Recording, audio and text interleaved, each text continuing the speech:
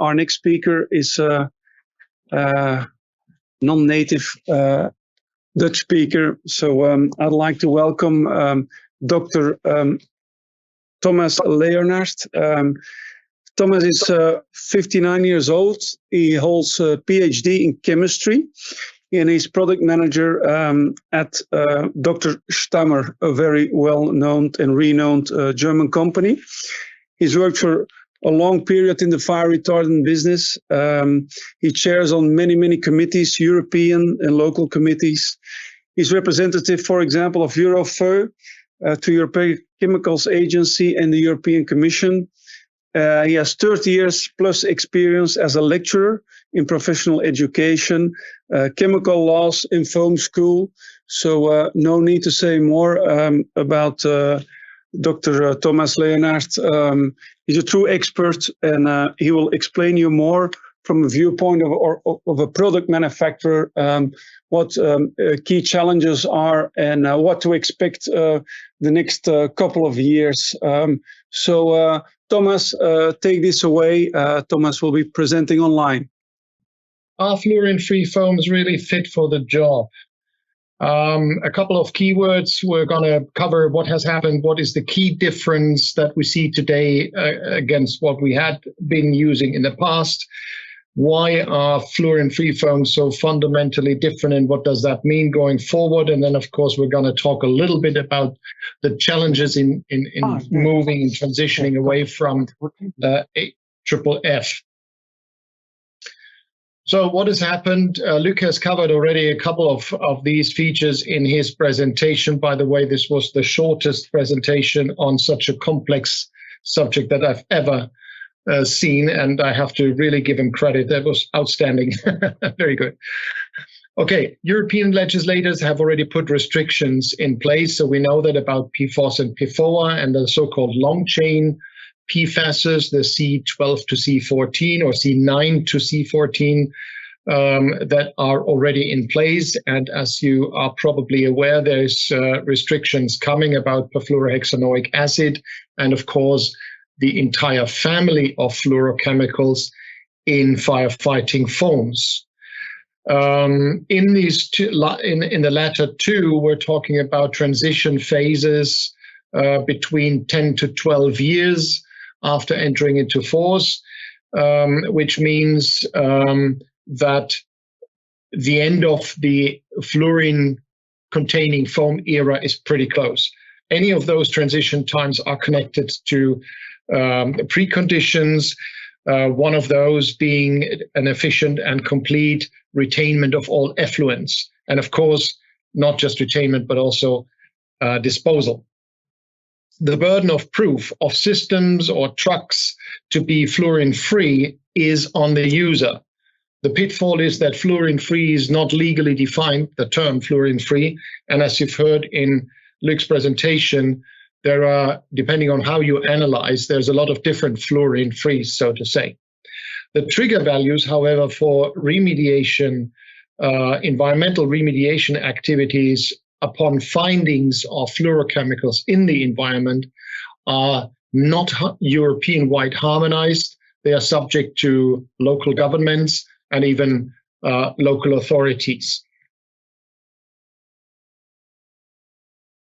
So, C8 fluorochemistry is already gone. PFOA restriction did cut the last rope. Now we're talking about C6 technology, that is the perfluorohexanoic acid restriction, pretty mature in the law creation process.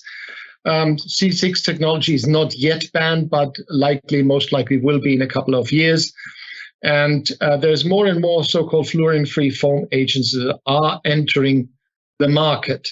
And of course, with these new products, there comes a lot of partly confusing or even contradicting information on performance, on the different types of users, and on the effectiveness, which helps to render users of fluorine-free foams unsecure about what they're actually getting for the money. And there's a high push to change to fluorine-free foam agents to avoid environmental issues, and particularly regrettable investments already going today. Well, you've seen the term F3 in my presentation a couple of times. F3 is a term that has been defined by the European foam standard EN 1568 in 2018. And basically it is, if you will, a so-called synthetic foam agent that targets AFFF-like applications without the use of fluorochemicals, particularly suitability for direct application. However, fluorine-free foams are fundamentally different to AFFF. You see on the left side of these colorful pictures, on the right side, you see an oil, a picture of a fluorinated foam. And what is the key feature is that the fluoro compounds help to make the foam oil repellent. So you see these little droplets of oil. I don't know. So here, around here. So if you have oil mixed up with the foam, then basically the fluorosurfactants push that out of the foam and still maintain a stability of the foam bubble, which is quite different to fluorine-free foams. They rather tend to emulsify the foam, the oil into the foam, and that goes hand in hand with a destabilization or a breakdown of the foam blanket. So that has quite significant differences as a consequence. One is the much more intense interaction with liquid fuels. They don't seem to be, as a consequence of that, as universally applicable on different fuel types compared to AFFF foams. So we could say that sort of fluorine-free foams are a kind of a diva amongst the firefighting foams. So you really have to understand how to use them appropriately to make them work best. A couple of key features: fluorine-free foams can only physically extinguish as a foam blanket. Consequently, the performance is directly linked with the foam quality. And as you are well aware, foam quality is a function of the foam and the hardware. Emulsification of fuel is a critical point. So any type of application that avoids emulsification is key. Fluorine-free foams may respond to different freshwater qualities, not just salt water and non-salted water, but in particular alcohol-resistant foams. We've seen every now and then a few that show some sensitivity responding to freshwater qualities, meaning hard or soft water. Fluorine-free foams are more sensitive to the accuracy of proportioning. They seem to be more sensitive, obviously, to the application method, to the fuels. We've covered that already. And as some of you or all of you may have seen already, some of the particularly high-performing fluorine-free foams may have higher viscosities. So in a nutshell, we can say fluorine-free foams are not as forgiving as AFFF foams used to be, which is a quite important lesson to make them work, to be taken away to make them work going forward. But is that a drama? I would say no. In the meanwhile, there's a big number of fluorine-free foams available. They have been successfully evaluated, tested, and already installed. They're available in all different proportioning ratios that we can think of, like 1%, 3%, 6%, and 3x3, 3x6, and 6x6. I often hear the question, is there going to be a 1x1? Personally, I don't think that there is a technology out there to make a 1% proportioning on polar fires work, since we're talking about particular polymers that provide us with the alcohol resistancy, but we'll see.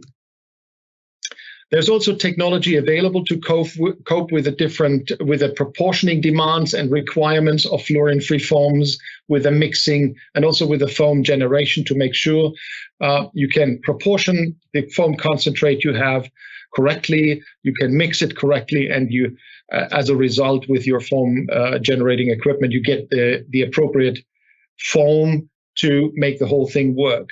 There's also testing procedures in place and capacities to stress the fuel compliance in means of testing compliance of foam, or the ability to of foams to cope with particular fuels. So technically, there is most likely not an issue. So when we talk about transitioning to fluorine-free foams, it is more a kind of a changing of the mindset. Number one, if you want to transition or have to transition, don't wait. Monitor closely what's going on with the legislation, as this is setting the timelines that you are going to have. If there is legislation still ongoing, such as the PFAS restriction in firefighting foams, I would like to encourage you to contribute to public consultations, because that is your way to get heard and put your stakes in. On the process of transitioning, it is important to document every bit and piece of fire protection measures, particularly all kinds of uses of foam, the cleaning, etc. We come to that in a second. Then, of course, create an awareness and a deep understanding of fuels and risks and how those are linked together and how those are linked to the foam. Review all aspects of the fire protection concept very closely. If needed, testing needs to be run. And of course, the do's and don'ts of fluorine-free foams need to be tested, need to be trained. So one of the key features in the transitioning process is to really run a very in-depth review of the fire protection concept that is in place.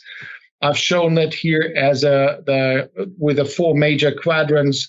One of the first ones to look at is the fire risk aspects, particularly the type of fuels, their volume, storage situation, etc., because that defines what kind of foam agent you could use to fight these fire risks. Then, of course, the performance requirements of the foam is a result of that.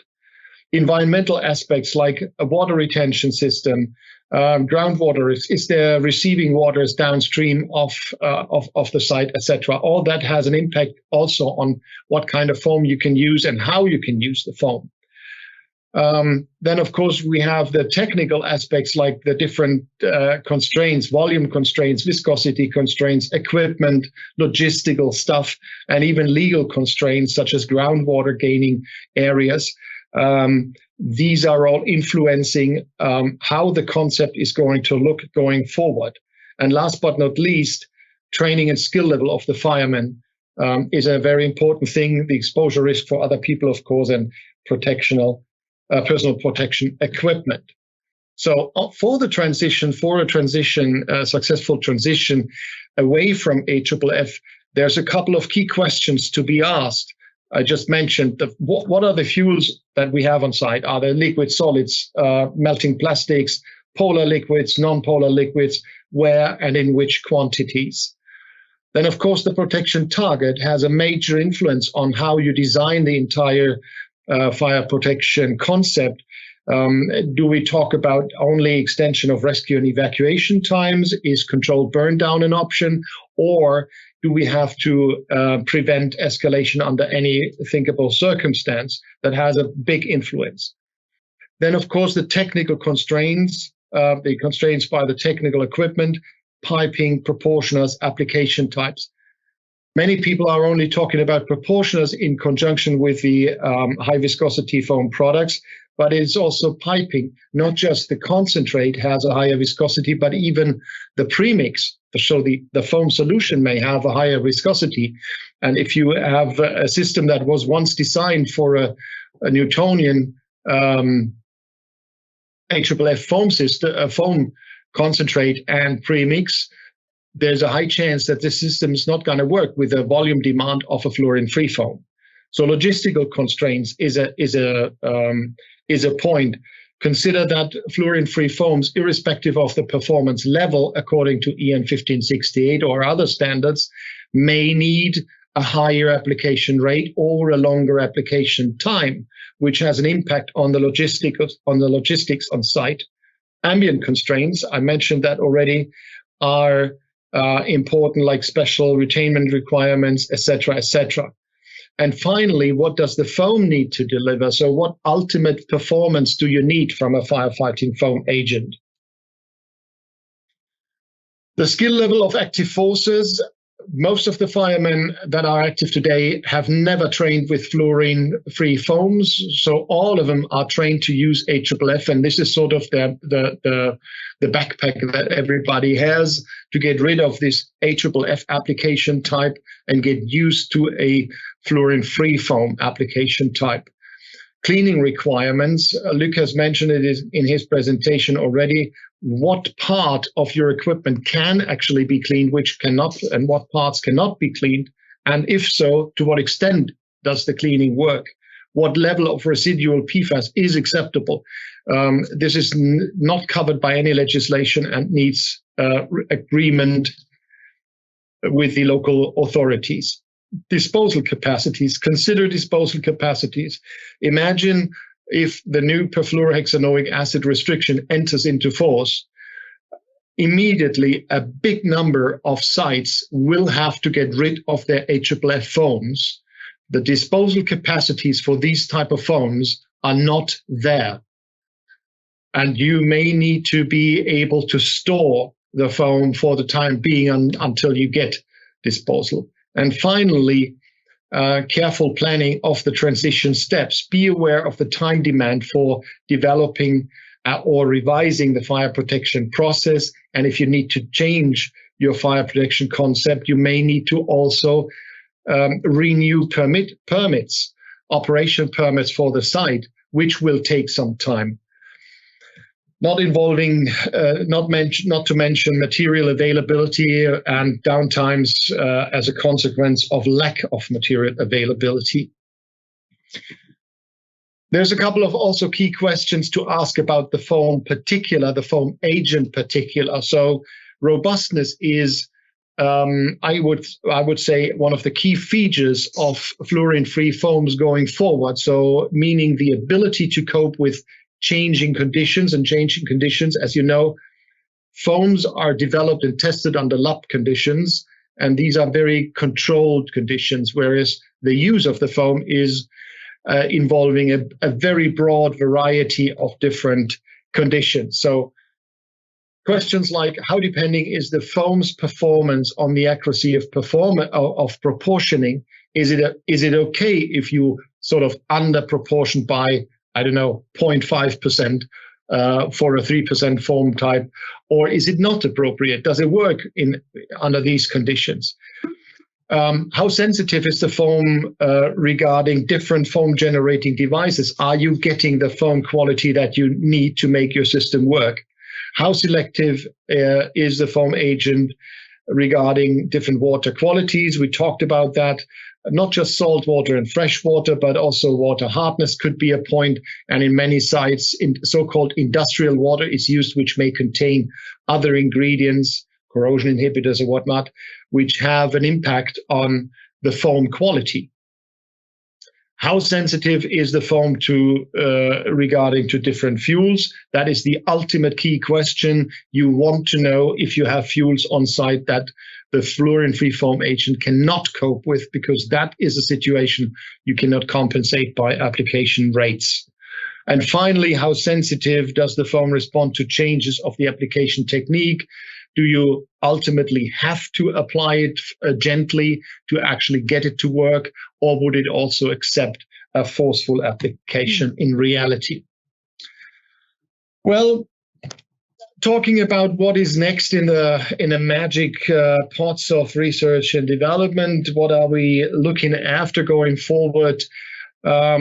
One thing appears to be quite obvious for us as foam manufacturer: the days of universal use of a single foam type such as AFFF or AFFF-AR are most likely over. And instead, we're looking at a situation with specific detailed solutions to very particular risks or situations. And some of the key subjects that will keep us busy going forward is, of course, the transition away from fluorine-containing foams. Wildfires. We've never thought that Europe could ever be affected by wildfires to the extent that we know them from the US or from the south of Europe. But With the climate change, we're also seeing wildfires rushing north. Electric power is a no-brainer. Electric power and storage. The lithium battery issue is a key thing that is in everybody's mind at this point, but we're also looking beyond. So what is the next level of energy storage? As we all know, batteries are not the most efficient way to do so. And the next level of energy storage could trigger quite significantly different fire risks. And also energy sources, in particular solar power, is something that also has some very specific fire risks coming with it that we need to deal with. And with that, I have to say, congrats, you made it.